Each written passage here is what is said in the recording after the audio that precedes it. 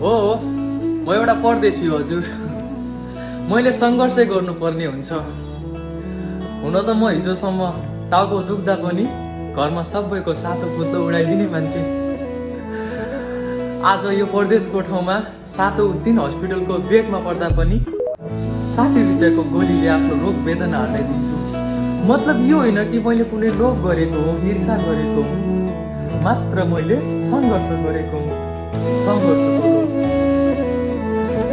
4-5 वर्ष भइसक्यो अझैसम्म घरको त्यो दैलो देखेको छैन। अरूको छोरा परदेशबाट फर्किएर देख्दा मेरी आमाको आँसु कति खस्छ होला त्यो पनि देखेको छैन। मात्र त हुन्छ कलमा, छोरा सन्चै छस्? म सन्चै छु मम्मी, यति हो।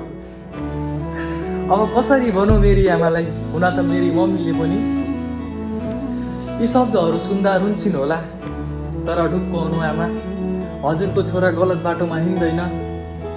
को आफ्नो को पराई राम्रोसँग चिन्छ। न त कहिले हरेसको बाटोमा हिँड्नेछु, मात्र हजुरलाई संसारको अमूल्य चिज हो भनेर चिन्नेछु। Miss you mummy.